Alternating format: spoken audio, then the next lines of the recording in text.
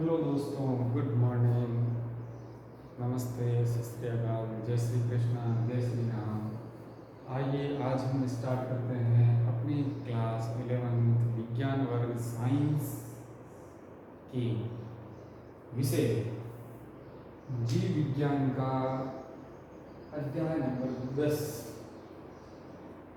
पाठ का नाम है कोशिका चक्र और कोशिका विभाजन, cell cycle and cell division, है ना। हम इसको बहुत अच्छे से स्टडी करेंगे, एक एक एनसीईआरटी की एक एक लाइन टू लाइन बात करते हुए आगे चलेंगे। आइएगा हम स्टार्ट करें इसको। चैप्टर का नाम है कोशिका चक्र। कोशिका चक्र टॉपिक स्टार्ट करने से पहले मैंने 2 पॉइंट लिखे हैं, इन दोनों को एक बार हल्के हाथ में पढ़ लेते हैं, फिर आगे बढ़ते हैं कोशिका चक्र की ओर। सभी जीवों का एक महत्वपूर्ण गुणधर्म है कि वे वृद्धि एवं जनन करते हैं। मतलब इस लाइन से हमें क्या समझ में आया, कोई भी सजीव जो जो महत्वपूर्ण गुणधर्म दिखाएगा, एक है उसका वृद्धि और दूसरा है जनन। वृद्धि यानी आकार को बढ़ाना और जनन यानी अपने जैसी संतति उत्पन्न करना। वृद्धि यानी आकार को बढ़ाना, जीव अपने आकार को कैसे बढ़ाते हैं, अपने आकार में कोशिकाओं की संख्या को कैसे बढ़ाते हैं। जनन जनन की प्रक्रिया में भी खूब सारी कोशिकाएं, खूब सारे ऐसी अवस्थाएं आती हैं जहाँ पर कोशिका विभाजन वगैरह में देखने को मिलता है। वो प्रक्रिया कैसे होती है वो हम देखेंगे, पर ये 2 महत्वपूर्ण गुणधर्म हैं सजीवों के। ठीक। दूसरी बात मैंने लिखी, प्रत्येक सजीव अपने जीवन की शुरुआत एक एकल कोशिका से करते हैं।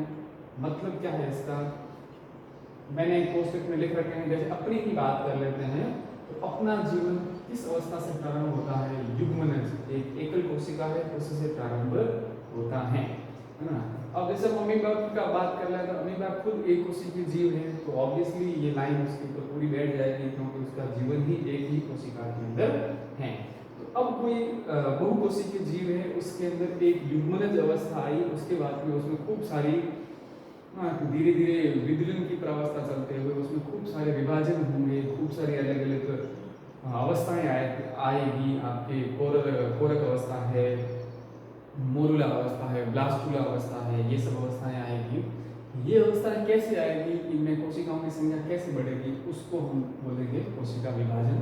और फिर हम पहला कोशिका विभाजन को पढ़ने से पहले हम टॉपिक देखते हैं कोशिका चक्र। कोशिका चक्र, अब देखो एक सिंपल सी बात है, कोशिका चक्र क्या होता है, तो मैं एक थोड़ा सा आपको समझाने की कोशिश करता हूँ। जैसे ये एक सेल है, ये एक सेल है, ऐसी सेल है जिसका निर्माण अभी हुआ है ना। इस सेल के अंदर किसी भी जीव का निर्माण हुआ है या सेल बनी है। अब ये सेल क्या करेगी, धीरे धीरे अपना विकास करेगी, अपनी वृद्धि करेगी, अपनी वृद्धि करेगी। तो ये अपनी वृद्धि करते करते अपने आकार में धीरे धीरे क्या करेगी, आकार को बढ़ाएगी। ये अपने धीरे धीरे किसको बढ़ाएगी, आकार को बढ़ाएगी। और जैसे जैसे ये आकार को बढ़ाएगी, एक अवस्था ऐसी आएगी जिसके अंदर ये कोशिका अपने उच्चतम आकार में जाने के बाद में ये कोशिका यहाँ से 2 पुत्री कोशिकाओं के अंदर विभाजित हो जाएगी। 2 छोटी छोटी पुत्री कोशिकाओं के अंदर, संतति कोशिकाओं के अंदर विभाजित हो जाएगी। तो कोशिका जब बनी है वहां से लेकर के इसके विभाजित होकर पुनः 2 नई संतति कोशिकाएं बनाने तक की जो भी घटनाएं इसमें घटित होती है उसे हम कोशिका चक्र बोलते हैं, है ना। तो मैं कुछ इस प्रकार से इसको परिभाषित कर दूंगा, इसकी परिभाषा लिख देता हूं इसी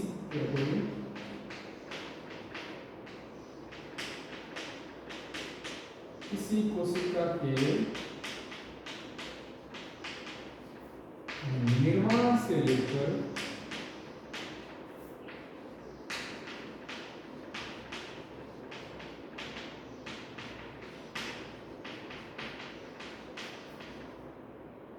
उसके पुनः विभाजित होकर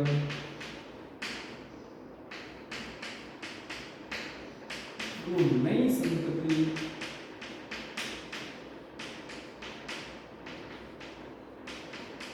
कोशिकाएं बनाने तक के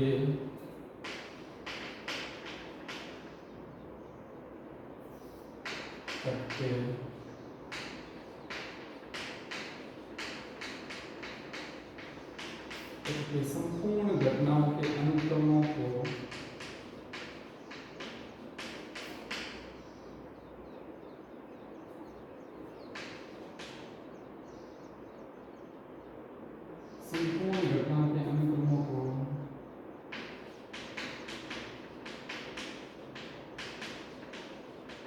कोशिका चक्र कहते हैं।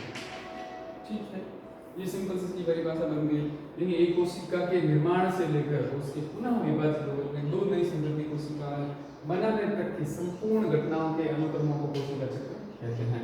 यानी ये यहाँ से लेकर के वापस इसी अवस्था से गुजरते हुए इस अवस्था तक पहुंचने के अंदर जो भी घटनाएं घटित होती है उन सबको हम किसमें सम्मिलित करते हैं, कोशिका चक्र में सम्मिलित करते हैं। अब एनसीईआरटी ने भी इसकी एक परिभाषा दे रखी है। ये सिंपल परिभाषा हमने बता दी है, समझ में आ जाएगा आपको। अब दूसरा, अब एनसीईआरटी ने एक थोड़ी सी अच्छी परिभाषा दी है, मैं वो भी लिख देता हूँ।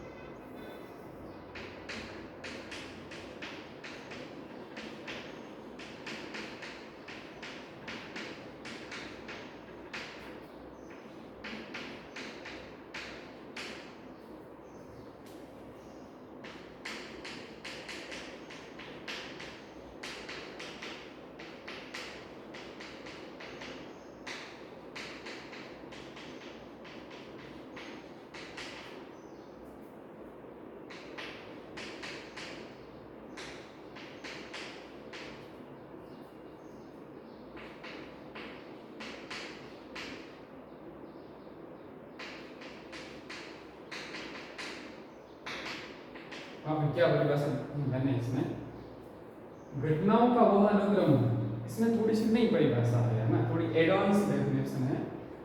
वह अनुक्रम जिसमें कोशिका अपने जीनोम का द्विगुणन कर, इसीलिए मैंने बोला था थोड़ी सी एडवांस है, क्योंकि एक नया वर्ड आ गया है जीनोम का द्विगुणन, अन्य संगठकों का संश्लेषण और फिर ये विभाजित होकर के दो नई संतति कोशिकाएं बनाती है। इन सभी घटनाओं के अनुक्रमों को हम कोशिका चक्र कहते हैं। यहाँ पर दो नए शब्द आए हैं, इसीलिए मैंने इसको एडवांस बोला है। एक तो है जीनोम का द्विगुणन, तो पहला से ये जीनोम ही क्या होता है ये हम आगे डिस्कस करेंगे। द्विगुणन का मतलब क्या होता है वो भी आपको समझ में आ जाएगा, नो डाउट, आराम से। और फिर अन्य ऐसे कौन कौन से संगठक हैं जिनका संश्लेषण होता है इस प्रक्रिया के दौरान, वो हम देखेंगे आगे। और फिर कोशिका विभाजित हो जाती है और नई संतति कोशिकाओं का निर्माण कर लेती है। इन सभी घटनाओं के अनुक्रमों को हम क्या बोलते हैं, कोशिका चक्र कहते हैं। ठीक है, दो नए वर्ड ध्यान रखने हैं, जीनोम का द्विगुणन और एक अन्य संगठनों का संश्लेषण। मैं एक जीनोम वर्ड के बारे में लिखवा देता हूँ यहाँ पर।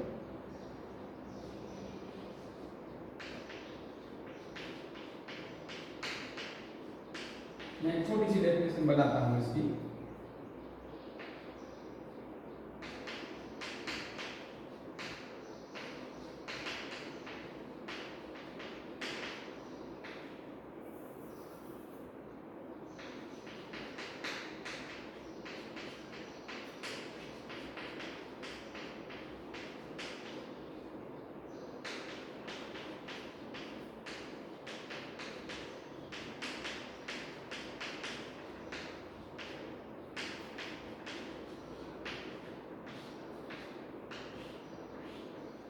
अगुणित क्रोमोसोम का समूह या मैं बोल सकता हूं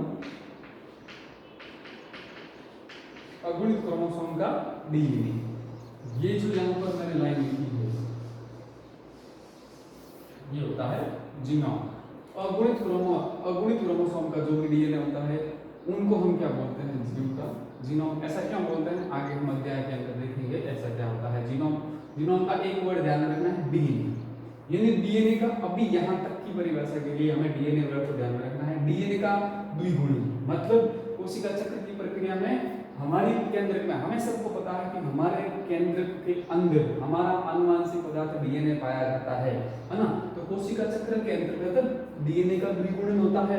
उसके बाद में और भी कई संघटकों का संश्लेषण होता है और फिर वो विभाजित होकर के दो पुत्री कोशिकाएं बना देती है। इन्हें हम क्या बोलते हैं, कोशिका चक्र कहा जाता है। हाँ, अब आ जाइए नेक्स्ट बिंदु पर बात कर लेते हैं एक। हाँ, नेक्स्ट बिंदु क्या है, ये जो कोशिका चक्र में जो भी घटना घटित हो रही है, ये घटना है, ये घटना है और फिर ये घटना है, ये सभी घटनाएं आनुवांशिक नियंत्रण के अंतर्गत संपन्न होती है। मैं ये लिख देता हूं, कोशिका चक्र के अंतर्गत, कोशिका चक्र के अंतर्गत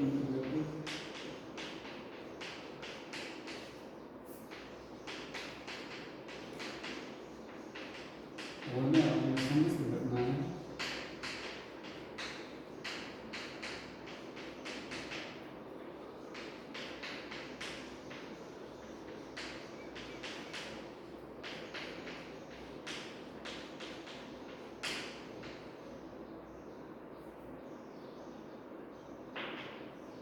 कोशिका चक्र के अंतर्गत होने वाली समस्त घटनाएं आनुवंशिक नियंत्रण के अंतर्गत।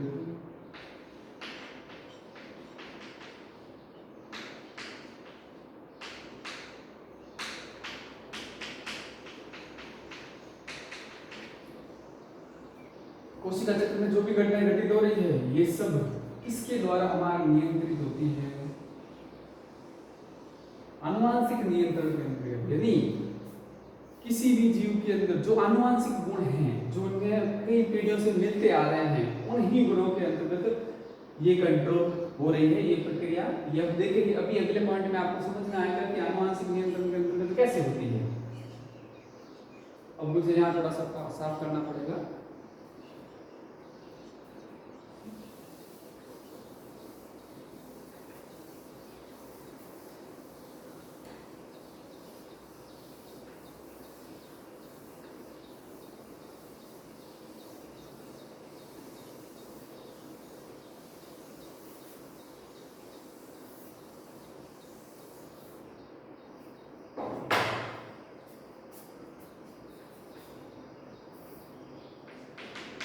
अब हमें क्या पता चल गया, जीव वृद्धि करते हैं, जनन होता है, एकल कोशिका से जीवन का प्रारंभ होता है।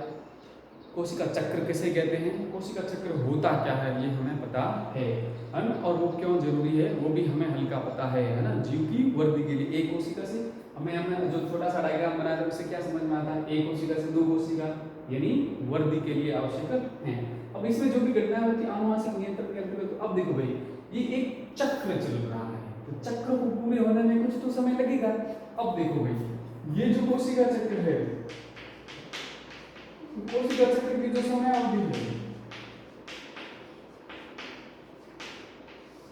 समायावधि का मतलब क्या है, कोशिका बनी है तो वो वापस विभाजित होकर के दो नई कोशिकाएं बनाएगी, तो उस पूरी की पूरी प्रक्रिया में कितना समय व्यतीत होगा। तो कोशिका चक्र की समायावधि अलग अलग जीवों में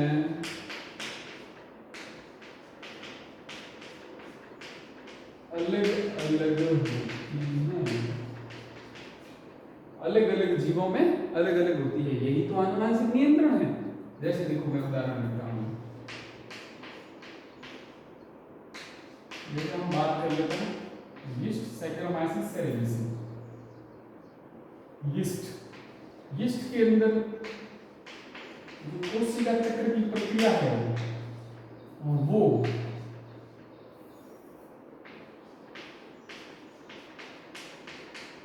90 मिनट में ही पूर्ण हो जाती है।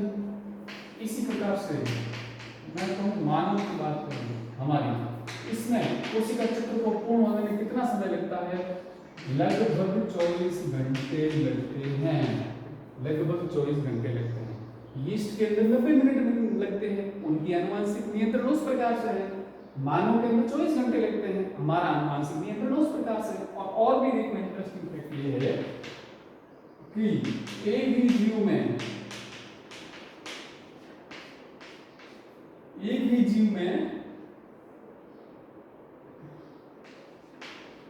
यह समयावधि, एक ही जीव के अंदर यह समयावधि अलग अलग ऊतकों में है।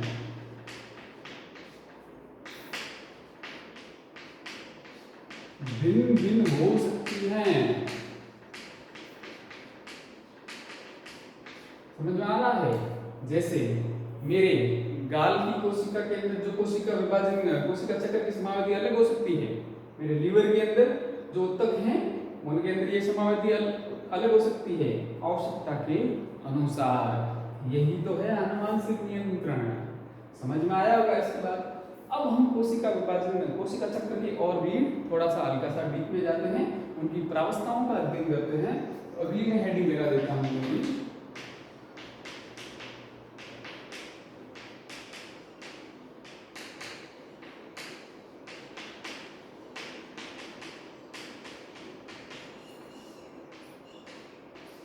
हम यहाँ पर एक एक चीज का डिटेल में देखेंगे जो हमारी एनसीईआरटी बोलती है। कोशिका चक्र कैसे कैसे होता है, जीनोम का द्विगुणन कैसे होता है ना। क्रोमोसोम की संख्या समान रहती है फिर भी द्विगुणन कैसे हो जाता है।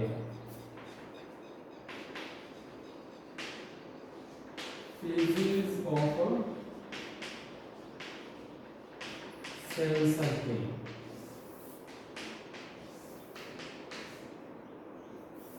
देखो भाई, मुख्य दो प्रावस्थाएं होती है।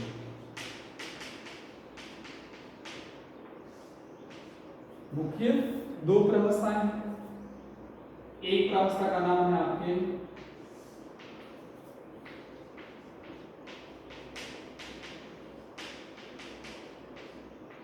अंतरावस्था, दूसरी प्रावस्था का नाम है एम प्रावस्था।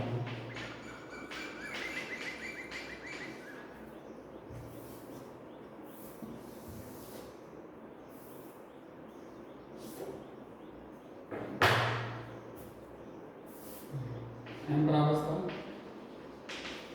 Mitotic phase. एम का मतलब होता है सूत्रीय विभाजन।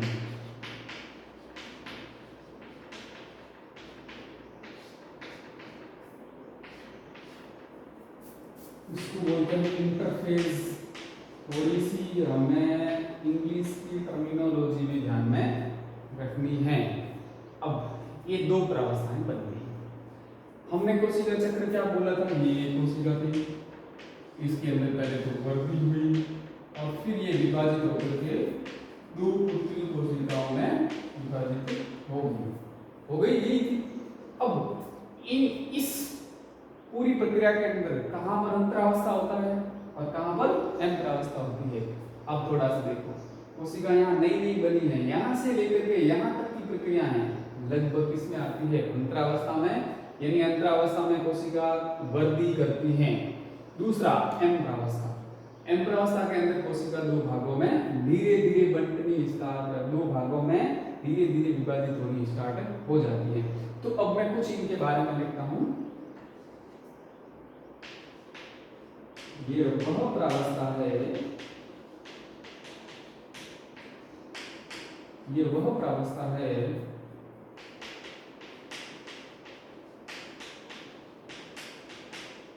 जिसमें कोशिका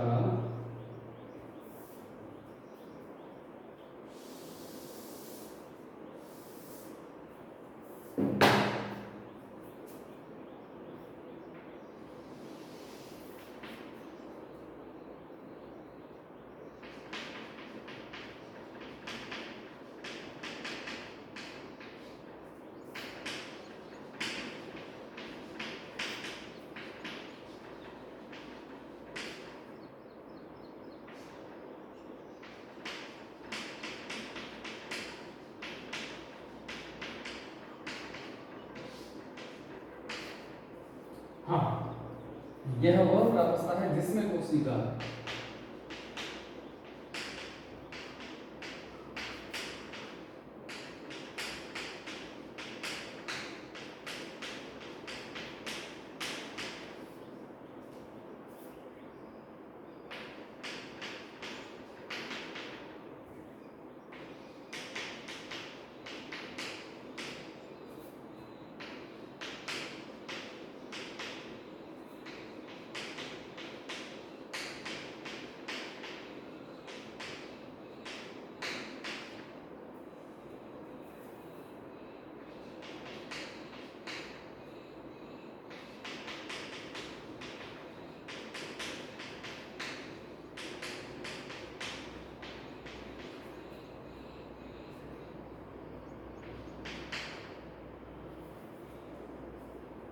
यह वह प्रावस्था है जिसमें कोशिका विभाजन के लिए तैयार होती है और इसमें कोशिका क्रमबद्ध तरीके से वर्दी तथा डीएनए की प्रतिकृतिकरण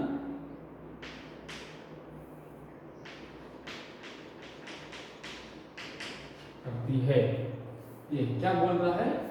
इसमें कोशिका विभाजन हेतु तैयार होती है पर विभाजित नहीं होती, पहला पॉइंट। दूसरा, इसमें कोशिका क्रमबद्ध तरीके से वृद्धि करती है, कोशिका क्रमबद्ध तरीके से वृद्धि करती है और फिर डीएनए का प्रतिकृतिकरण करती है। अब डीएनए का प्रतिकृतिकरण ये सब 12वीं क्लास का है, हम यहाँ पर इसका उपयोग करते हैं। क्यों कर रहे हैं? हमें टर्मिनोलॉजी को धीरे जितनी ज्यादा सब हम पढ़ेंगे उतने ज्यादा याद होंगे। डीएनए प्रतिकृतिकरण, इसको हम बहुत अच्छे से आपको समझ में आ जाएगा, कोई दिक्कत नहीं। पहली बात ये समझना। अब भाई इसमें कोशिका तैयार होती है, वृद्धि करती है और डीएनए प्रतिकृतिकरण होता है। अब क्या है? एम प्रावस्था के बारे में हम बात करते हैं। एम प्रावस्था क्या होती है? इसमें कोशिका वास्तविक रूप से विभाजित होती हैं। इसमें कोशिका वास्तविक रूप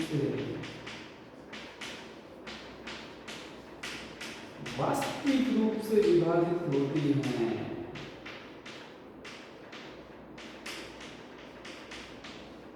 मतलब इसमें कोशिका दो भागों में बटेगी, दो पुत्री कोशिकाएं बनाएगी। एम प्रावस्था के अंत तक दो पुत्री कोशिकाएं बन जाएगी, परंतु अंतरावस्था में वो सिर्फ तैयार होगी, वृद्धि करेगी और डीएनए प्रतिकृतिकरण होगा। अगला क्या बिंदु है?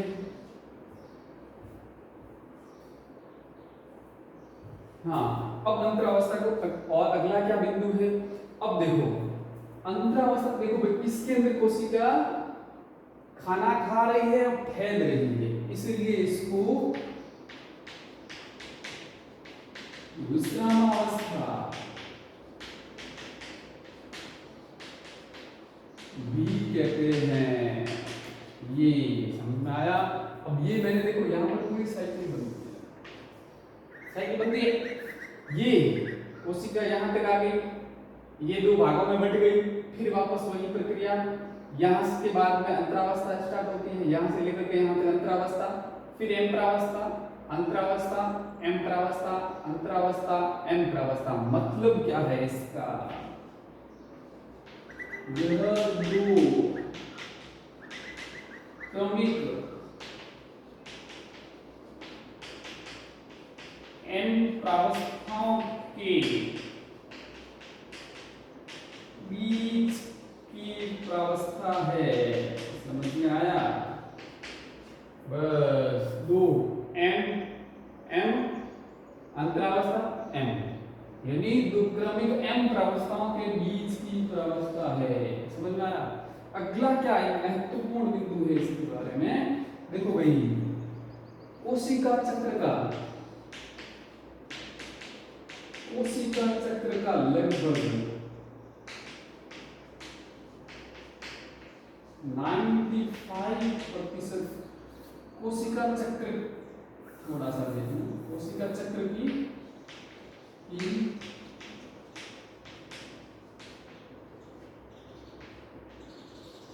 समावेशिता लगभग 95% भाग इसी में व्यतीत होता है, इसी में व्यतीत, यानी कोशिका विभाजित होने के लिए 1 घंटा लगेगा। 1 घंटे में से 1 घंटे का लगभग 95% भाग किसमें निकलता है, आपके अंतरावस्था में निकलता है। मतलब इसके अंदर कोशिका चक्र की समावेदिका केवल कितना प्रतिशत भाग व्यतीत होता है, 5% भाग। समझ में आ रहा होगा। अंतरावस्था तैयार होती है, वर्दी करती है, डीएनए प्रतिकृतिकरण करती है, इसके अंदर वास्तविक रूप से विभाजित होती हुई दिखेगी, विभाजित नहीं हो रही है, सिर्फ खा खा के फैल रही है, यानी अच्छा सा विश्राम फरमा रही है। 2 एम प्रावस्थाओं के 2 क्रमिक एम प्रावस्थाओं, एम प्रावस्था, अंतरावस्था, एम प्रावस्था के बीच की प्रावस्था है। इसमें लगभग 95% इसमें लग जाता है, कुल कोशिका चक्र की समावेदिका अंतरावस्था में, और 5% भाग लगता है माइटोटिक फेज के अंदर लगता है ना। ये इसमें मुख्य रूप से अंतर होगी, और भी अंतर आएंगे, एक दो आगे, ऐसी बात नहीं है। अब देखो ये इसका मतलब क्या है, अभी हम देखते हैं। जैसे कि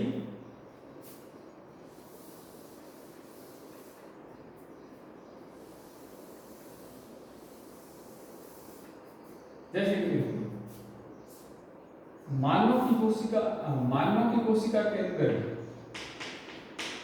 इसको थोड़ा हटा देता हूं, ये ठीक रहेगा।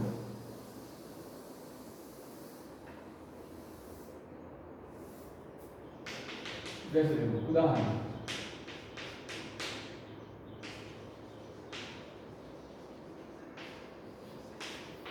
ह्यूमन सेल के अंदर सेल साइकिल को कंप्लीट होने के अंदर 24 आवर्स लगते हैं। उसके अंदर से 30 घंटे तो अपने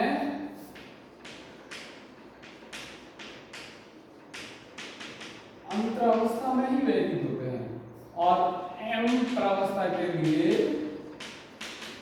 एम प्रावस्था 1 घंटे में ही कंप्लीट हो जाती है। समझ में आ गया? इसका मतलब इन लाइनों का मतलब ये है, समझ में आया? अब हम नेक्स्ट स्टडी एक में, जैसे अभी तक कोशिका चक्र से क्या है, उसमें और क्या क्या होगा, तो इसके लिए अगला टॉपिक स्टार्ट करने के लिए मैं एक मस्त डायग्राम बना देता हूँ फर्स्ट क्लास। उस डायग्राम से आपको और कोशिका चक्र की डिटेल और आपको समझ में आने लगेगी। तो इसको मैं एक बार कंप्लीटली हटा देता हूँ सारा ही।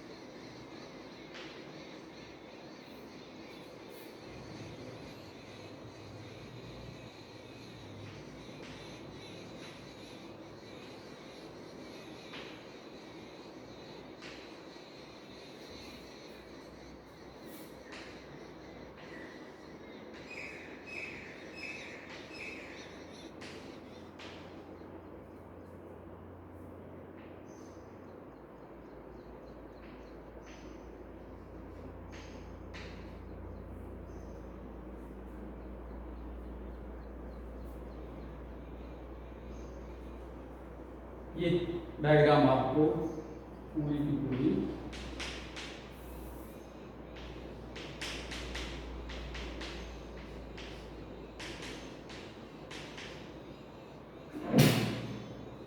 कोशिका चक्र को एक्सप्लेन कर रहा हूं। अब ये कैसे एक्सप्लेन कर रहा है वो सुनना है ना।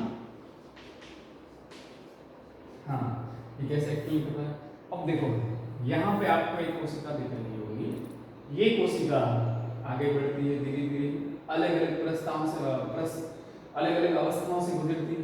G1 अवस्था से गुजरती है, S अवस्था से गुजरती है, G2 अवस्था से गुजरती है, फिर ये प्रोफेज में जाती है, फिर ये मेटाफेज में जाती है, फिर ये एनाफेज में जाती है, फिर ये टीलोफेज में जाती है और अंत में कोशिका द्रव्य विभाजन होता है और दो संतति कोशिकाएं बन जाती है। और ये प्रक्रिया पूरी पूरी चलती रहती है। और इसी प्रक्रिया को हमने परिभाषा बोली थी, कोशिका एक कोशिका किसी कोशिका के निर्माण से लेकर उसकी पुनः विभाजित होकर के दो नई संतति कोशिकाएं बनाने तक के संपूर्ण घटनाओं के अंतरमों को हम कोशिका चक्र कहते हैं।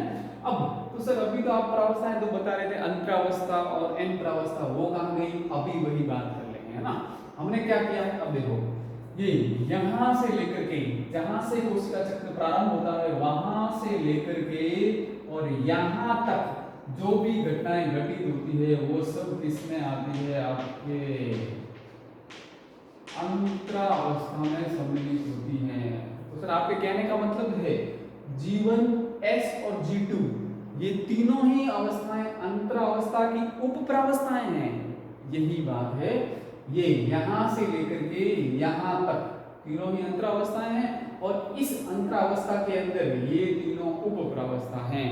तो सर इसका मतलब तो ये यहां से लेकर के आपने यहां तक भेजा है, यहां से लेकर के यहां तक की जो प्रक्रियाएं आपने दिखाई है, यहां तक की प्रक्रिया दिखाई है, ये एम प्रावस्था होनी चाहिए। यही बात है, ये यहां पर कौन सी है, एम प्रावस्था है, एम प्रावस्था। समझ में आया। अब थोड़े और मैं पॉइंट ऐड करता हूं इसके अंदर, क्योंकि एक अच्छा चित्र हमारे लिए वो रह जाएगा। यदि एक ही बार चित्र को देखने के बाद में टॉपिक कंप्लीट होने के बाद में समझ में आ जाएगा। मैं कुछ पॉइंट ऐड कर देता हूँ, वो कौन कौन से पॉइंट ऐड कर रहा हूँ वो सारे आपको समझा देंगे। देखो भाई G1 अवस्था के अंदर मैं कुछ बिंदु ऐड कर देता हूँ।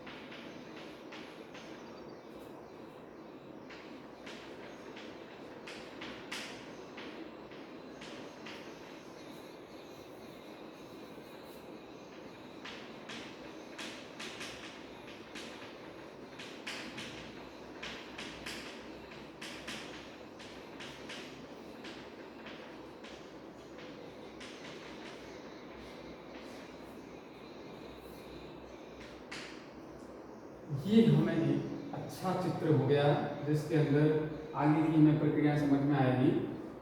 अब देखो भाई, कोशिका चक्र यहाँ से प्रारंभ होकर के यहीं पर वापस संपन्न होता है, इसीलिए तो चक्र बोलते हैं। चक्र कभी समाप्त नहीं होता, उसका कोई प्रारंभिक बिंदु और अंतिम बिंदु नहीं होता। फिर भी देखो, कोशिका चक्र यहाँ से प्रारंभ, पहली अवस्था जीवन प्रावस्था, जीवन प्रावस्था के अंदर यहाँ से लेकर के यहाँ तक कोशिका निरंतर वृद्धि करती रहती है। जीवन प्रावस्था, जीवन प्रावस्था के अंदर क्या होता है, प्रोटीन और आरएनए का संश्लेषण होता है। उस प्रोटीन और आरएनए का संश्लेषण होता है जिसकी आवश्यकता अगली प्रावस्था में है, एस प्रावस्था में। जिस प्रोटीन और आरएनए की आवश्यकता एस प्रावस्था में है उसका संश्लेषण होता है। और फिर आती है अपनी अंतरावस्था की दूसरी अवस्था है एस प्रावस्था। इस अवस्था के अंदर दो घटनाएं घटित होती है। एक घटना होती है केंद्र के अंदर, मुख्य घटनाएं हम बात कर रहे हैं, तो बहुत सारी घटनाएं घटित होती है, मुख्य घटनाओं के बारे में बात कर रहे हैं। एक तो केंद्र में होता है और एक घटना घटित होती है कोशिका में।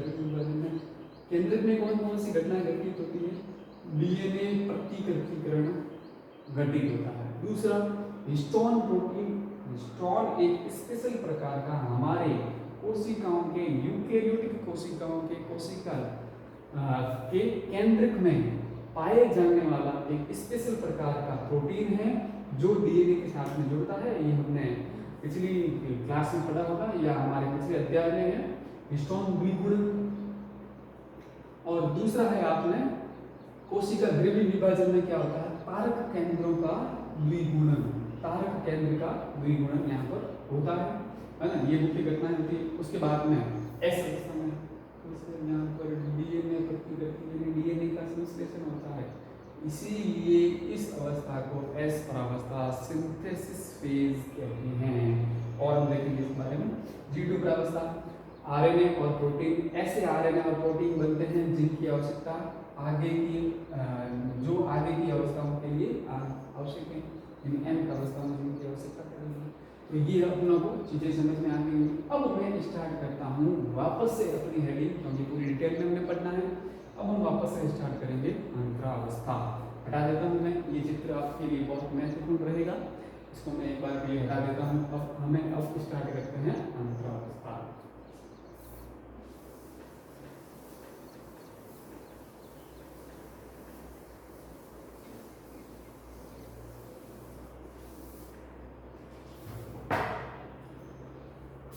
अब हमारी हेडिंग है अंतरावस्था।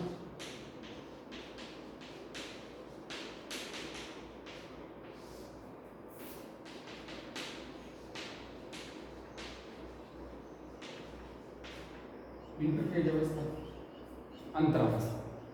अंतरावस्था के 4 बिंदु अभी हमने लिखे थे। सबसे पहले इसमें कोशिका विभाजन के लिए तैयार होती है, डीएनए का द्विगुणन होता है और कोशिका वृद्धि करती है, पहली बात। ये विश्राम अवस्था होती है, दूसरी बात। यह 2 क्रमिक एम प्रावस्थाओं के बीच की अवस्था, तीसरी बात। इसमें कुल कोशिका चक्र के अंदर जितना समय लगता है उसका लगभग 95% इसी चक्र में, इसी अवस्था में व्यतीत होता है। तो सर इस अवस्था के दौरान कोशिका किस स्थिति में रहती है, तो सबसे पहला पॉइंट क्या है, इसके अंदर हम इस केंद्र की बात करते हैं। तो इस प्रावस्था के दौरान केंद्र के अंदर जो गुणसूत्र होते हैं,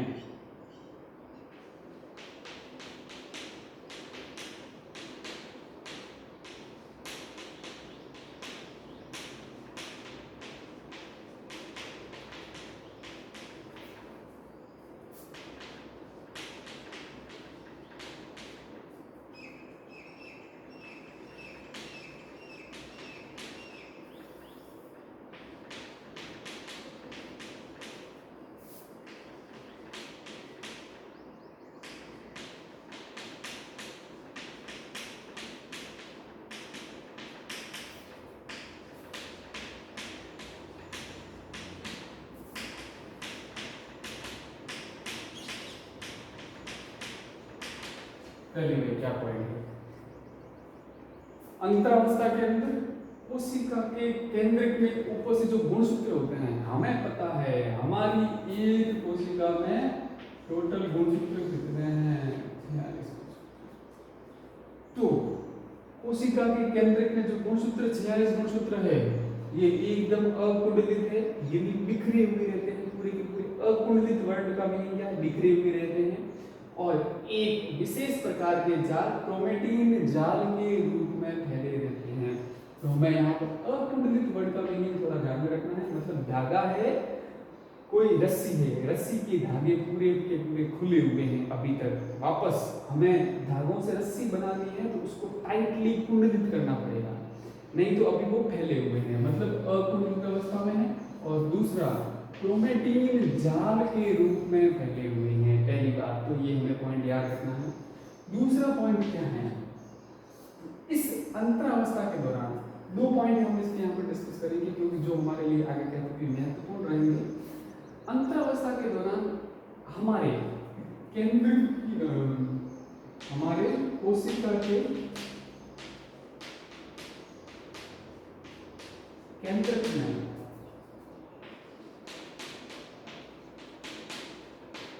केंद्रिका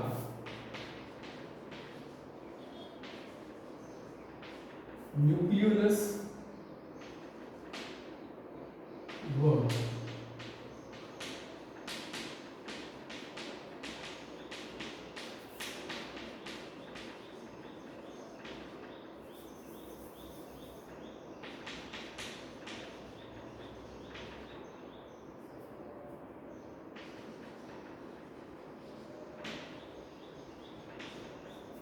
केंद्रिका और केंद्रक झिल्ली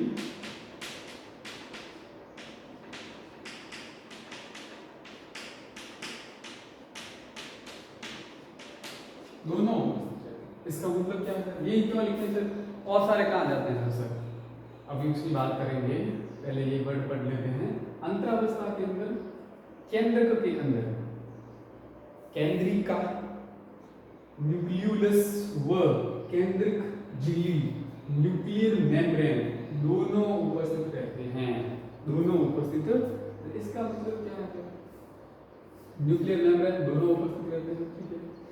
इसका मतलब क्या है, इसका सिंपल सा मतलब है, आगे जैसे हम एम प्रावस्था पढ़ेंगे, एम प्रावस्था के अंदर केंद्रक के अंदर केंद्रिका और केंद्रक झिल्ली दोनों अदृश्य हो जाते हैं, इसीलिए हमने ये पॉइंट यहाँ पर ऐड किया है। अंतरावस्था के अंदर तो ये दोनों ही चीजें आपको देखने को मिलेगी, परंतु जैसे ही एम प्रावस्था स्टार्ट होगी, एम प्रावस्था के अंदर ये दोनों ही चीजें धीरे धीरे डिसअपीयर होने लग जाएगी, इसलिए हमने ये बोला है कि अंतरावस्था के अंदर केंद्रिका और केंद्रक झिल्ली हमें दोनों देखने को मिलती हैं। अगली क्या, अगला क्या हमने अभी हमने अगला बिंदु क्या है, तो अंतरावस्था की मुख्य 3 उपपरावस्थाएं हैं। अभी हमने देखा था अंतरावस्था की मुख्य और सारी बनी है, मुख्य 3 उपपरावस्थाएं। कितनी उपपरावस्थाएं हैं, 3 उपपरावस्थाएं, तीनों के नाम क्या है, अभी तो आपने कुछ लिखा था जीवन जैसे है, तो पहला है जीवन, दूसरा एस, तीसरा है जीवन प्रावस्था, एस उप प्रावस्था और G2। मैं इसको इंग्लिश में से लिख देता हूँ, जीवन के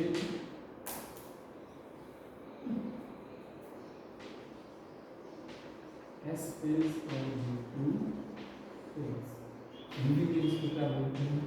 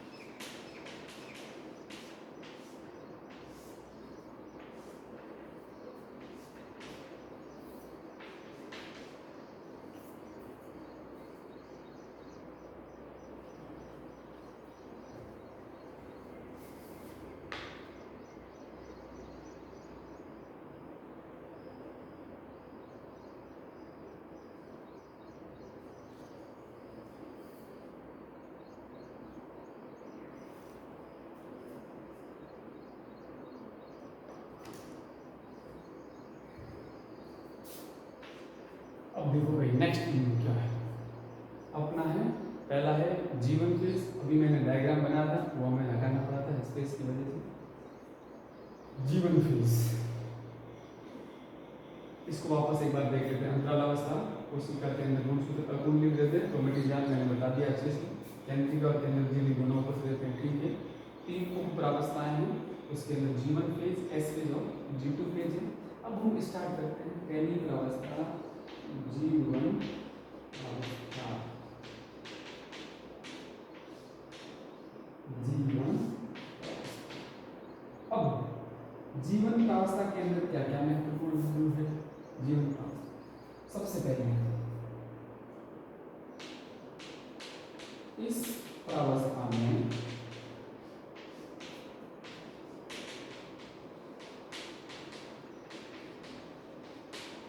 कोशिका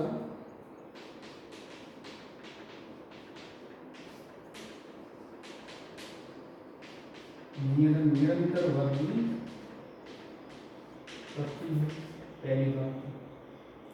दूसरा बिंदु क्या है, दूसरा बिंदु ये इसके अंदर कोशिका उपापचयी रूप से काफी सक्रिय रहती है।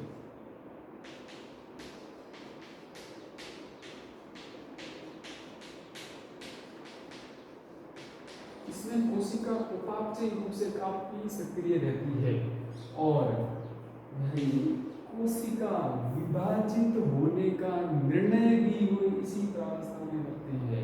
इस बात को भी आपको विभाजित होने का निर्णय,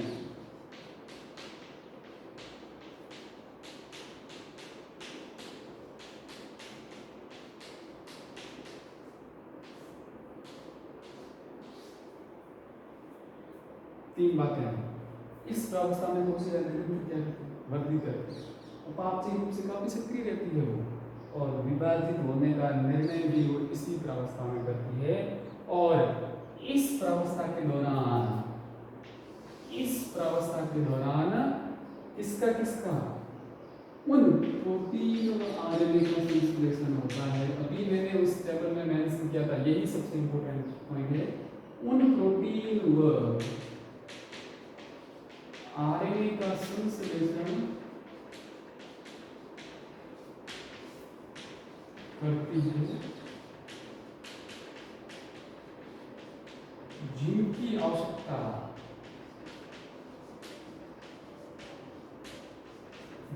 आवश्यकता इस प्रावस्था में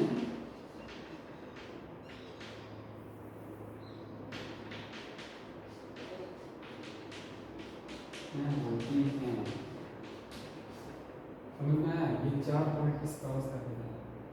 निरंतर वृद्धि करती है, उपापचयी रूप से सक्रिय है, विभाजित होने का निर्णय लेती है और उन प्रोटीन और आरएनए का संश्लेषण करती है जिनकी आवश्यकता इस प्रावस्था में होती है। ये समझ में आया? इस प्रावस्था जीवन के उस मुझे यहाँ से चित्र को हटाना पड़ा था, डायग्राम को। आप उस चित्र के साथ साथ में इन अवस्थाओं को भी याद में रखेंगे, क्लास में जैसे समझ में आता रहेगा। उसके बाद में हमारी दूसरी प्रावस्था है एस प्रावस्था। हम स्टार्ट करते हैं, इसको हम हटा रहे हैं।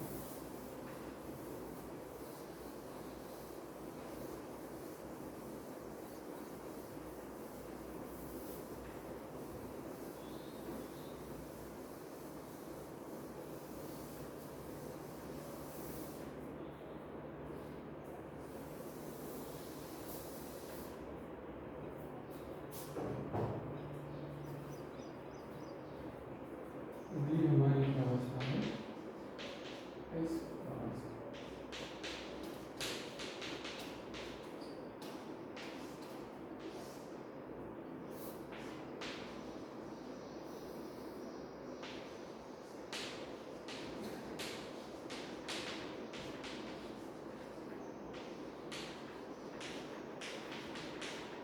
एस अभी एस प्रावस्था क्या बोलती है? एस प्रावस्था बोलती है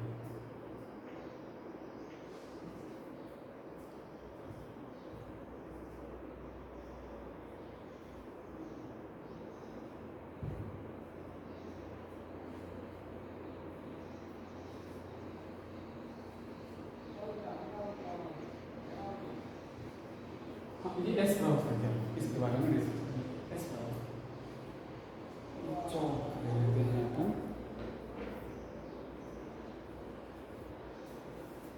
एस प्रावस्था, अब देखो इस प्रावस्था में सबसे महत्वपूर्ण एक घटना घटित होती है, हमने अभी लिखा था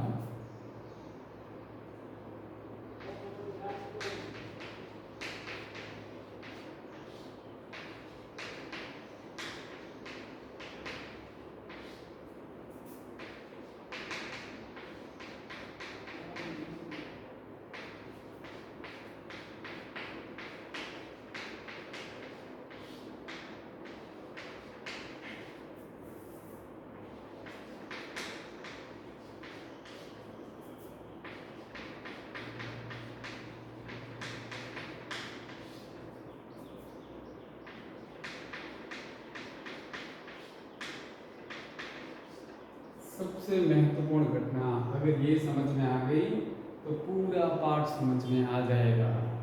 पूरा पाठ या आगे 12th में भी इससे रिलेटेड कई सारे पाठ हैं, वो भी आपको दो।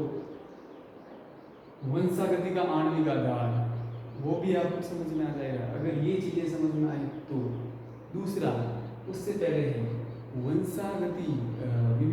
वंशागति और विविधता का सिद्धांत, वो भी पार्ट इससे रिलेटेड है। ये चैप्टर अगर ये टॉपिक अगर अच्छे से समझ में आ गया एस प्रावस्था, तो आपको अगली प्रावस्थाएं अगले चैप्टर में भी आसानी होगी। अब एस प्रावस्था और यही लाइन समझ में आ गई तो इसमें होता है कोशिका के केंद्र में डीएनए का निर्माण अथवा प्रतिकृति होती है। इसको मैं लिखता हूँ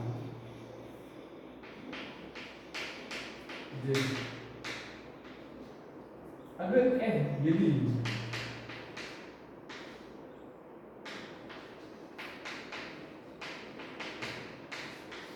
एस प्रावस्था से पहले जितनी डीएनए की मात्रा कोशिका के केंद्र में थी, उसको अगर हम 2C से डिनोट करें, 2C से दिखाएं, तो एस प्रावस्था के बाद में, तो एस प्रावस्था के बाद यानी G2 प्रावस्था में इसकी मात्रा 4C हो जाती है। डीएनए का निर्माण प्रतिकृतिकरण, या मैं लिख सकता हूँ यहाँ पर डीएनए का क्या हो जाता है, द्विगुणन हो जाता है। द्विगुणन होता हुआ दिखाई दे रहा है 2C से 4C। ये सब क्या है, इसको और अभी एक्सप्लेन करने वाले बहुत अच्छे से। एस प्रावस्था के पहले अगर डीएनए की मात्रा 2C है, तो एस प्रावस्था कंप्लीट होने के बाद में कोशिका के केंद्र में डीएनए की मात्रा कितनी रह जाएगी आपके, 4C हो जाएगी। इसका मतलब सर, परंतु 4C हो जाती है, परंतु यही परंतु सबसे ध्यान में देने वाला है, परंतु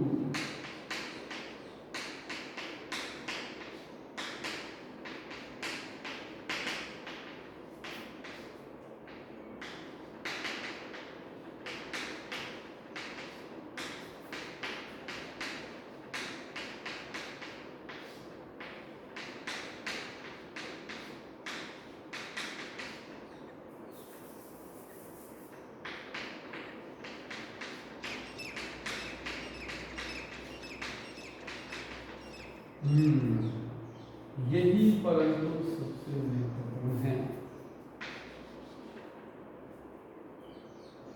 क्या बोल रहा है इस प्रावस्था, कोशिका के केंद्र में डीएनए का निर्माण अथवा प्रतिकृतिकरण होती है, डीएनए का द्विगुणन होता है, डीएनए की मात्रा कंसंट्रेशन सांद्रता 2C से 4C हो रही है, परंतु गुणसूत्रों की संख्या में कोई परिवर्तन नहीं होता।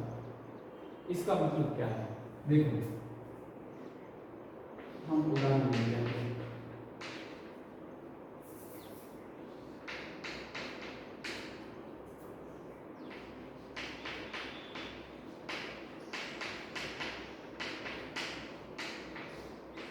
हम मानव कोशिका का एक उदाहरण ले रहे हैं।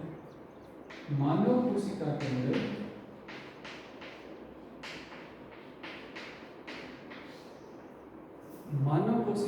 मानव कोशिका के अंदर द्विगुणित स्थिति के अंदर द्विगुणित स्थिति के अंदर यानी 2n स्थिति के अंदर कुल गुणसूत्रों की संख्या कितनी होती है? 46 गुणसूत्र होते हैं।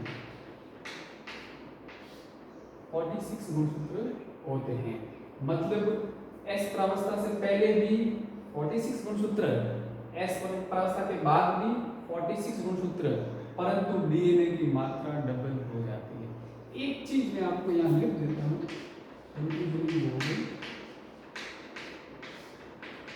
हमारे केंद्रक में उपस्थित गुणसूत्र किसके बने होते हैं?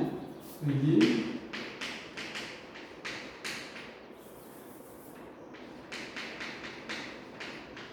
डीएनए प्लस हिस्टोन प्रोटीन,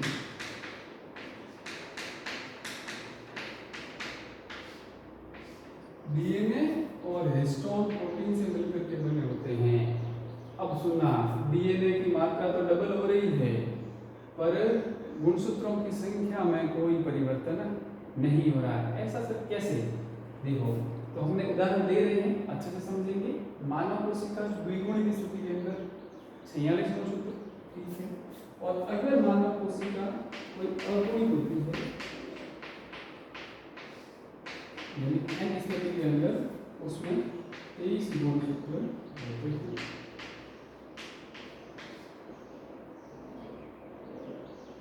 और इन्हीं 23 गुणसूत्रों के, मैंने वहां लिखा था जीनोम की परिभाषा में, अगुणित गुणसूत्रों का समूह, यही 23 गुणसूत्र अपना क्या कहलाता है? जीनोम होता है, ठीक है ना।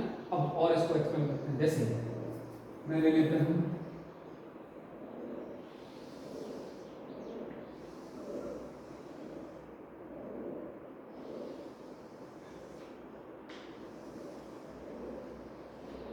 ये मैंने कोशिका बना दी है,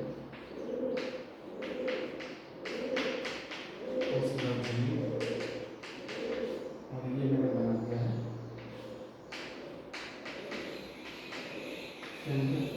गुणसूत्र हमें पता है केंद्र में होते हैं इस प्रकार से।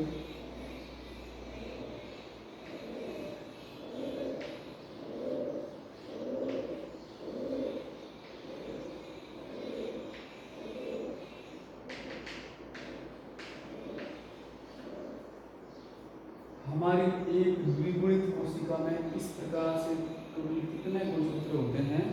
46 गुणसूत्र होते हैं। इस गुणसूत्र को हम अभी बाहर और अच्छे से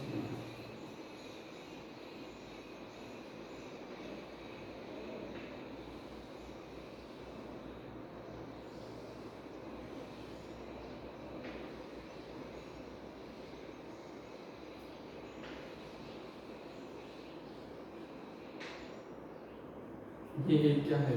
गुणसूत्र। ये पूरा एक क्या है?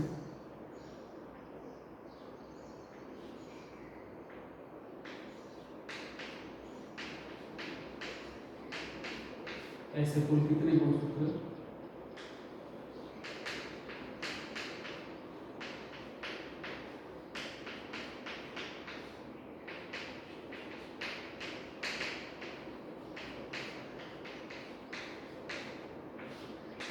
कुल गुणसूत्रों की संख्या 46। इस एक डंडी को, इस एक को हम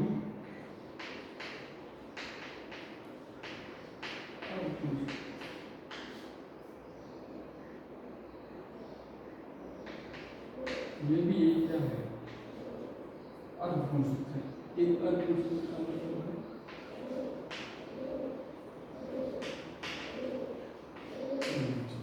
यानी S प्रावस्था से पहले हर एक गुणसूत्र के अंदर एक अर्ध गुणसूत्र होता है।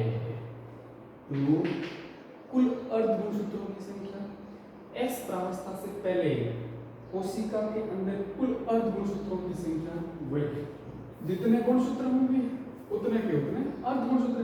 भाई एक गुणसूत्र एक अर्ध गुणसूत्र, तो 46 गुणसूत्र 46 अर्ध गुणसूत्र। कुल संख्या कितनी हो गई आपके? कुल संख्या हो गई आपके, ये भी हो गई। तो सर क्या चेंज होता है इसके अंदर? अब हम दो डायग्राम बनाते हैं, उससे आपको बिल्कुल पिक्चर क्लियर हो जाएगी कि वास्तविक रूप से होता क्या है। अब इधर आ जाइए,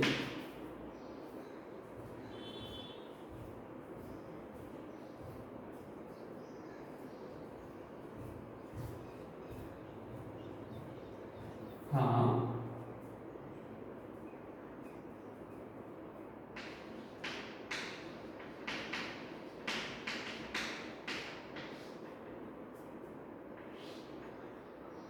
मैं तो यहाँ चित्र बनाने की कोशिश करूँगा। हाँ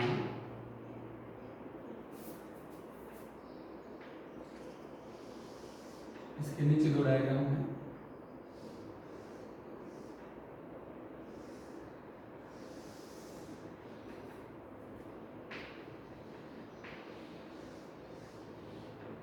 ये मैंने सिर्फ कोशिका का क्या बनाया है, केंद्र हमें समझना क्या है, 2c से 4c हो गए, पर गुणसूत्रों की संख्या मैंने क्या बोला, कोई परिवर्तन नहीं होता है। इसका मतलब क्या है, अभी आपको समझना। ये मैंने केंद्र बना दिया हूँ,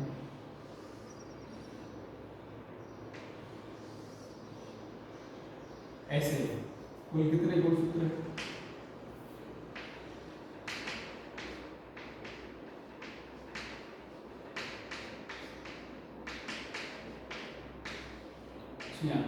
कोई दिक्कत नहीं। कुल कितने अर्धगुणसूत्र है,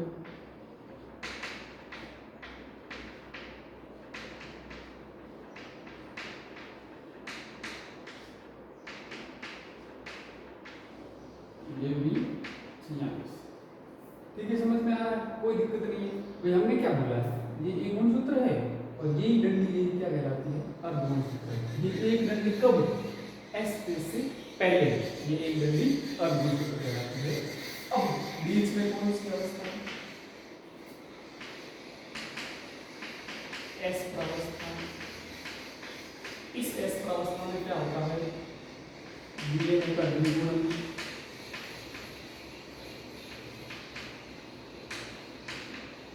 डीएनए का द्विगुण होने के बाद में अब इससे क्या बनती है, इसे आपको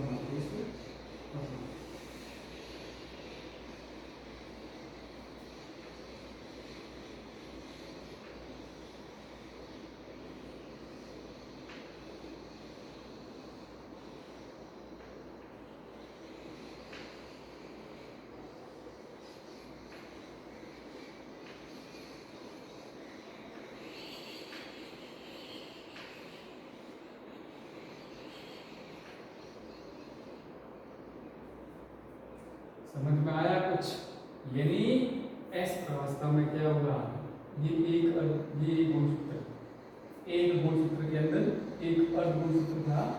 इस अर्धगुणसूत्र ने वैसी की वैसी अपनी एक कॉपी और बना दी। ये यहाँ पर ये पहले वाला अर्धगुणसूत्र था, इसने एज एक अपनी कॉपी और बना दी और अपने ही गुणसूत्र बिंदु के ऊपर इसको चिपका दिया।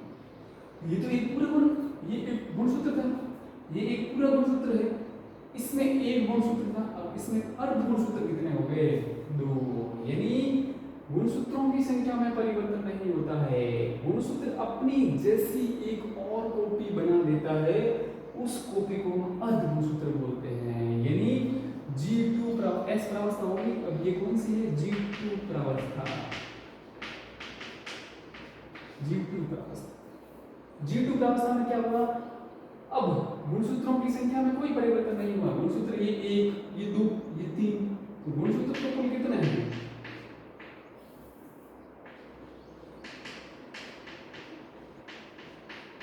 कुल गुणसूत्र कितने हैं आपके,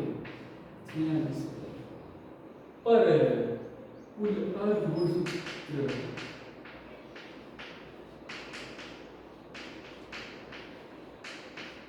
अब कितने हो जाएंगे, 46 गुणसूत्र है और हर एक गुणसूत्र के अंदर 2 अर्धगुणसूत्र है, 2 अर्धगुणसूत्र है, एक तो ये दूसरा ये, 2 अर्धगुणसूत्र हो गए। तो अब अर्धगुणसूत्रों की संख्या कितनी है, पूरी 92 है और यही डीएनए का द्विगुणन हुआ है, यही डीएनए का द्विगुणन हुआ है।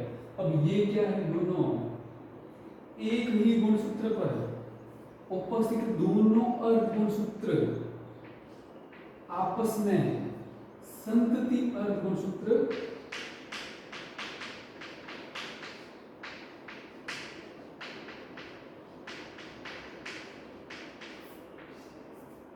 संतति अर्धगुणसूत्र कहलाते हैं, या हम इसको क्या बोलते हैं, सिस्टर क्रोमेटिड, सिस्टर क्रोमेटिड कहते हैं। समझ में आ गया होगा अब आपको अच्छे से। एक ही गुणसूत्र पर उपस्थित दोनों अर्धगुणसूत्रों को हम संतति अर्धगुणसूत्र या सिस्टर क्रोमेटिड बोलते हैं। जीवन प्रावस्था के अंदर ये कौन सी प्रावस्था है, जीवन प्रावस्था है। ये एस प्रावस्था है, एस में द्विगुणन हुआ और अब द्विगुणन हो गया। द्विगुणन से हर एक क्रोमोसोम में उपस्थित एक क्रोमेटिड की एक नई क्रोमेटिड बन गया है, कॉपी बन गई है। एक चीज में कंफ्यूज नहीं होना है, इसको क्रोमेटिड नहीं बोल रहे हैं, पूरी डंडी को एक क्रोमेटिड बोल रहे हैं। ये पूरी एक इधर वाली एक पूरी क्रोमेटिड और ये इधर वाला पूरा क्रोमेटिड। अगर एक ही गुणसूत्र पर उपस्थित दोनों क्रोमेटिड आपस में संतति अर्धगुणसूत्र कहलाते हैं, ये भी हमें पता होना चाहिए।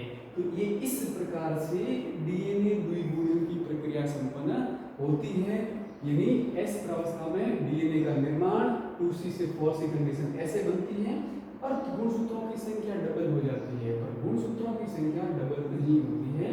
एज इट इज कॉपी उसी के गुणसूत्र बिंदु से चिपका रहता है, इसलिए ये परिवर्तन हो जाता है। ये केंद्र के अंदर एक बात तो ये हो जाती है, एस प्रावस्था के अंदर एक बात तो ये हो जाती है।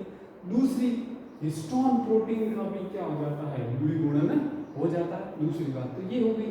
तीसरी, इसके केंद्र के बाहर कोशिका द्रव्य में हमने देखा था, कोशिका द्रव्य में तारक केंद्रों का भी द्विगुणन हो जाता है। अब तारक केंद्रों का जो द्विगुणन होता है, इसका उपयोग क्या है, तो इसका उपयोग हम कोशिका विभाजन वाली हेडिंग में पढ़ेंगे कि तारक केंद्रों का उपयोग किस प्रकार से होगा। हाँ, किस प्रकार से होता है। तो इस प्रकार से मेरे अकॉर्डिंग आपको एस प्रावस्था पूरी अच्छे से समझ में आ गई है। आपको ये चीजें, फिर ये चीजें नोट करनी है, फिर ये चीजें नोट करनी है, उसके बाद में ये डायग्राम बना करके अच्छे से आप एक बार पढ़ोगे तो पूरा आपको क्लियर हो जाएगा। अगली हमारी प्रावस्था कौन सी आती है, ये महत्वपूर्ण प्रावस्था है। बहुत सारे चैप्टर्स के अंदर आपको ये समझने में महत्वपूर्ण योगदान देगी। अगला हमारी प्रावस्था कौन सी है, G2 प्रावस्था है, जो कि हम नेक्स्ट क्लास में डिस्कस करेंगे। थैंक यू, धन्यवाद।